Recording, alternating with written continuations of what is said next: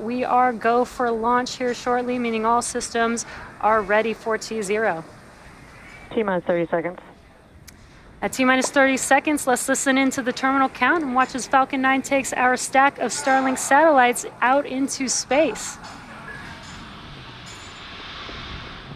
Stage 1, press for flight. T-minus 15 seconds. Falcon-9 is configured for flight.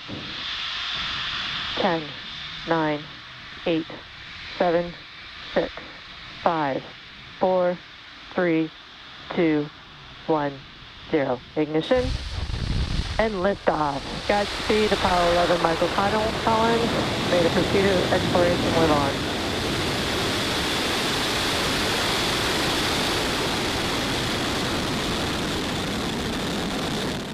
Vehicles pitching downrange. Stage 1, propulsion is nominal.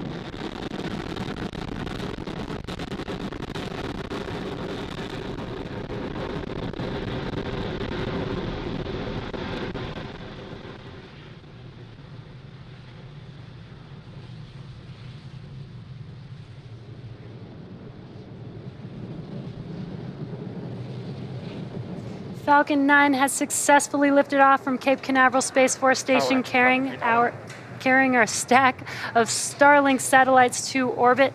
The next event coming up here shortly is Max Q. Max Q is the maximum aerodynamic pressure that the vehicle sees on ascent.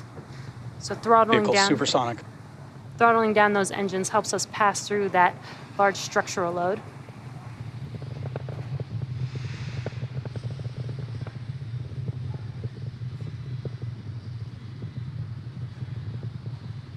Vehicle has reached maximum aerodynamic pressure. And there's that call out that we passed through Max Q. In about a minute, we'll have 3 events happening within seconds of each other. The first will be MECO, or main engine cutoff, followed by stage separation and SES1, or second engine start 1. Now, MECO is where we shut down all 9 of the engines on the first stage. MVAC engine chill has started. Just a call out that the MVAC chill has begun on that second stage engine. So for MECO, we shut down all 9 of the engines, and that slows the vehicle down in preparation for that second event, which is stage separation. Stage separation is where the first stage separates from the second stage, and first stage will begin its journey back home, heading towards our drone ship Just Read the Instructions, while stage 2 continues on its journey with the third event, SES1, or second engine start 1. And that is where we light up that MVAC engine, and it propels the second stage along with the Starlink satellites towards its drop-off orbit.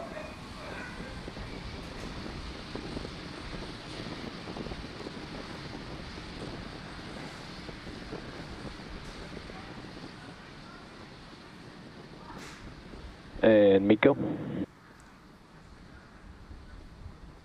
Stage separation confirmed.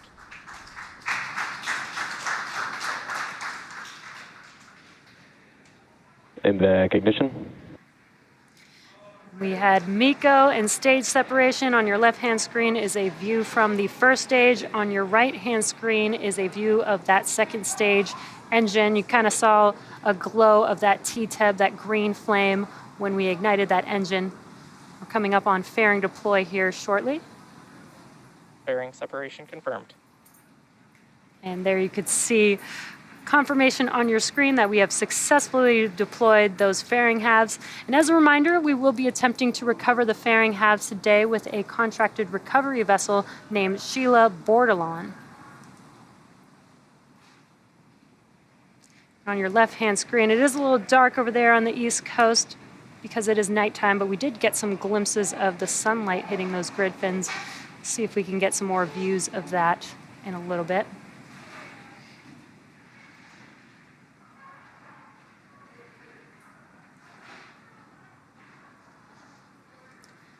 As stage 2 acquisition of signal, Bermuda. As stage 2 takes our Starlink satellites to their targeted drop-off orbit, stage 1 will make its way back to Earth by executing 2 burns. The first is the entry burn, and that's where we light up 3 of the 9 M1D engines. And this will help to slow the stage down as it re-enters back into the upper parts of the Earth's atmosphere. The second of those 2 burns for that first stage is called the landing burn. And this is where a single engine, the center engine, will reignite and bring the vehicle speed down rapidly in order to touch down on that drone ship. As a reminder, we are attempting to land on Just Read the Instructions tonight. And those M1D engines do have a thrust of 190,000 pounds. So that lighting up that one single engine slows the entire vehicle down just enough to touch down on that drone ship. Stage 2 is still looking good, and what you're seeing on your screen is a view of that MVAC engine. Vehicle's following a nominal trajectory. Now, if you're just catching up with us, we had a successful launch of Falcon-9 from Cape Canaveral Space Launch Complex 40, and you're looking at a live view of the Falcon-9 second stage as it is making its way to deliver our Starlink payload to orbit. Stage 1 is currently cruising back to Earth towards our drone ship Just Read the Instructions out in the Atlantic Ocean. We're just about a minute away from the next event on that first stage. That'll be the entry burn. Again, Starlink satellites are going to a LEO orbit or low Earth orbit, about 550 kilometers above the Earth's surface. Now, most satellites are at 36,000 kilometers or in a geo or geostationary orbit. We are just about roughly 30 seconds away from that entry burn beginning.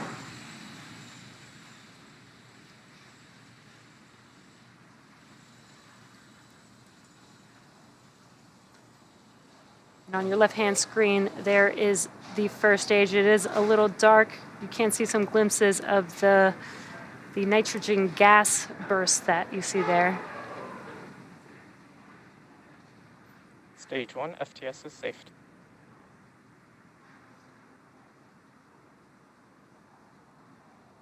Stage 1 entry burn. And you can see on your left-hand screen, the entry burn has begun as those 3 engines light up that view for us. This entry burn will last about 20 seconds long. Stage 1 entry burn shutdown. And that concludes... Stage 2 continues to follow a nominal trajectory. That concludes the entry burn, and then we also got to call out that stage 2 is still nominal.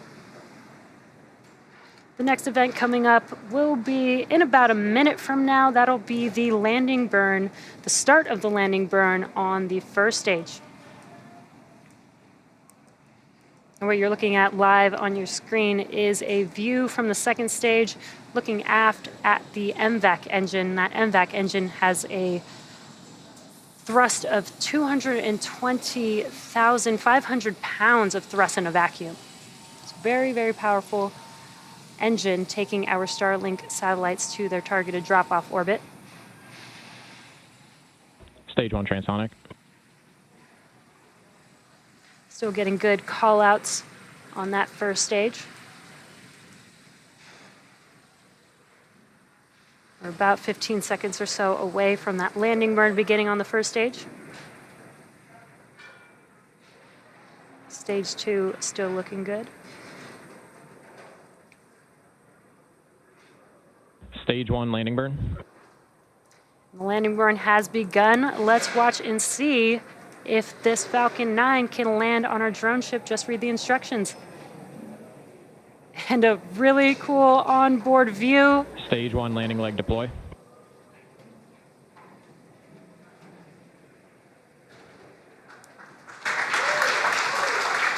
And there you Stage can 1 see landing the first stage Falcon-9 has landed for its 7th time. This marks our 81st successful recovery of an orbital class rocket, and again the 7th flight and 7th landing of this booster. And then we heard a good call out for SECO. That's second engine cutoff. Nominal parking orbit insertion. And a good orbital Expected insertion. loss of signal, Cape. Now stage 2 is going to coast in this orbit for the next 35 minutes or so. So while that happens, we'll keep you posted on where we are in the coast phase. We'll see you back here at T plus 45 minutes for a second stage relay.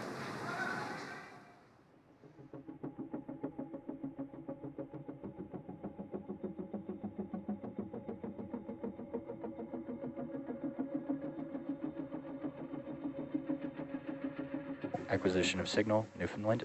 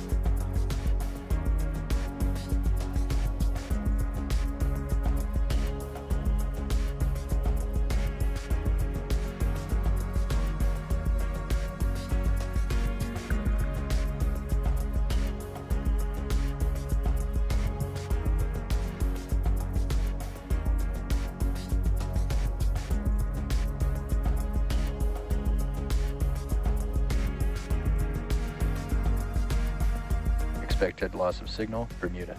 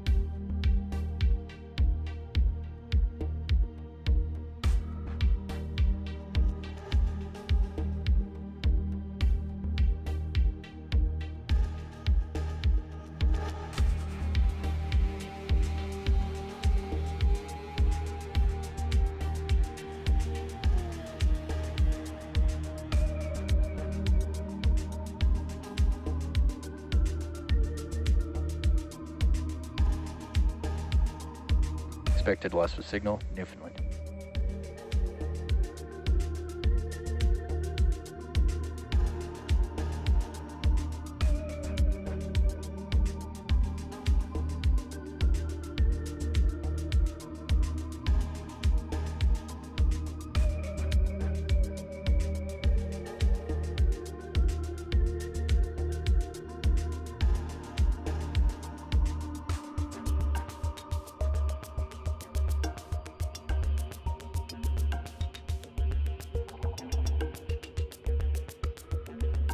Acquisition of signal, Goonhilly.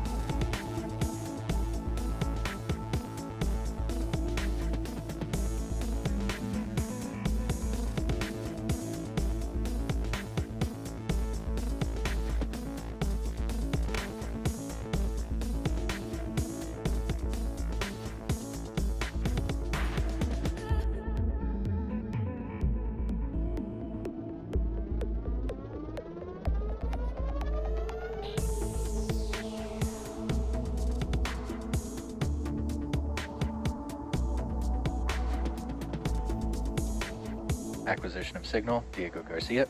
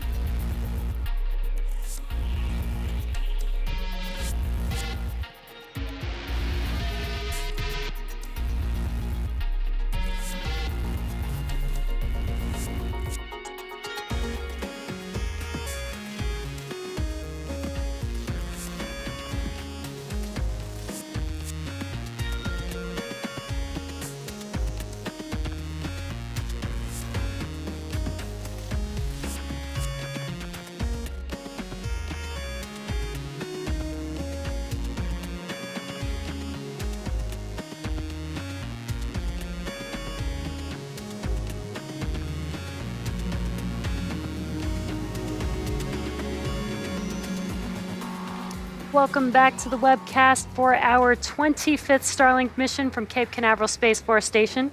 We had an on-time liftoff at 11:44 p.m. Eastern Time. We had a great stage separation with first stage making its way back to Earth, landing on our drone ship. Just read the instructions for its 7th flight and 7th landing for this particular booster, and our 81st landing of a orbital class rocket overall. Stage 2 completed the first of the 2 burns, and now we're coming up on the relight of the second stage engine once again for SES-2. This will be a very short burn. It's just 1 second long, but it gives us enough boost to get us to our targeted drop-off orbit. We should get a live view here. May not look like much because it is only 1 second long, but we should be able to see SES-2 as well as SECO-2, which is second engine cutoff.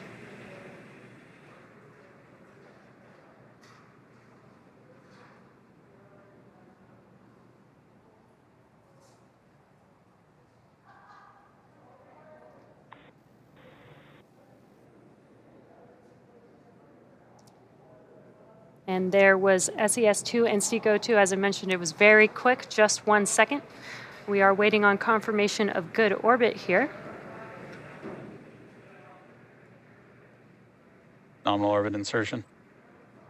And there is that call out. We have a good nominal insertion. Again, our Starlink sats will ultimately end up in a LEO or low Earth orbit about 550 kilometers above the Earth's surface, which is different than your typical geostationary or GeoSat, which orbits roughly 36,000 kilometers above Earth. Now we have another 15-minute coast phase before we deploy our next batch of Starlink satellites into orbit. During this time, the spacecraft will start to spin, giving the Starlink satellites the momentum that they need to space themselves out over time after they deploy. So while this happens, sit back and continue listening to those super awesome space jams. We'll see you back here at T+1 hour and 3 minutes.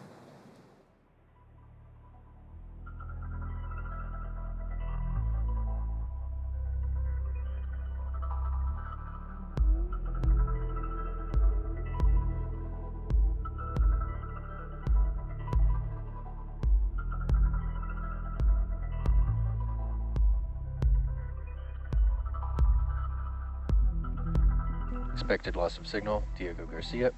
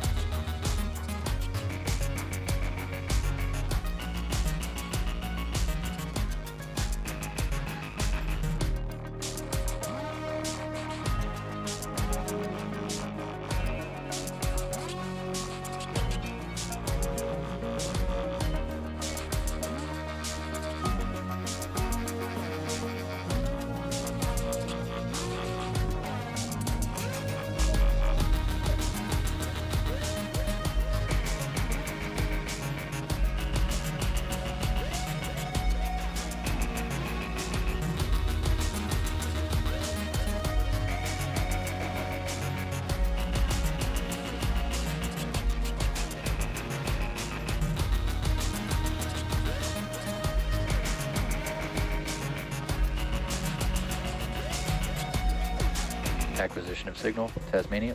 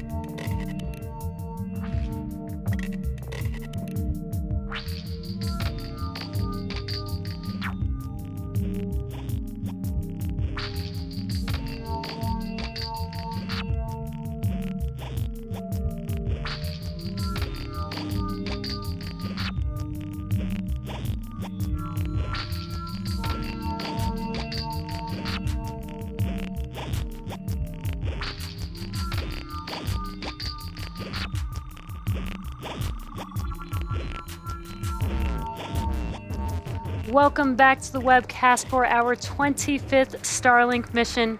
We had an on-time liftoff this evening at 11:44 p.m. Eastern Time.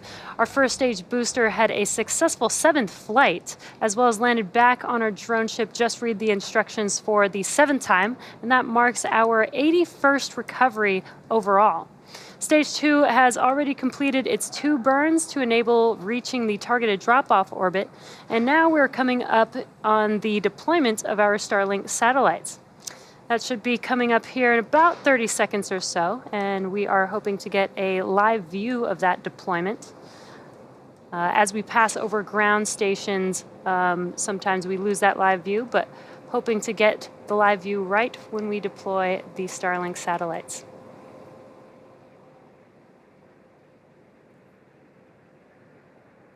And there they are on your screen. An awesome view from space.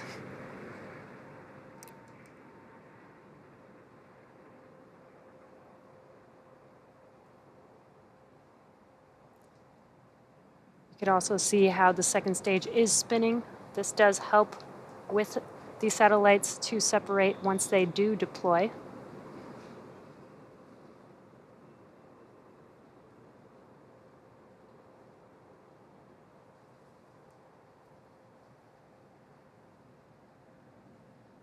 Starlink deploy confirmed.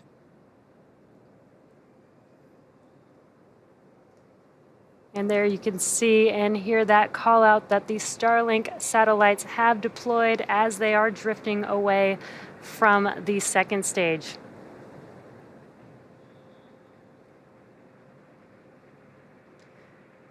Now you may notice a slightly different look of these sats on this mission, as some have been painted white for thermal reasons. This will not impact the satellite brightness since the painted face is facing away from the Earth. And just a reminder that this is their drop-off orbit, so shortly they will deploy their solar array, and over the next few days and weeks, they will distance themselves from each other and use their onboard ion thrusters to make their way to their operational orbit. And that brings our webcast to a close. Thank you to the Range and the FAA for supporting today's mission. If you're interested in Starlink service, head over to starlink.com and sign up. Thanks for joining us and have a wonderful night.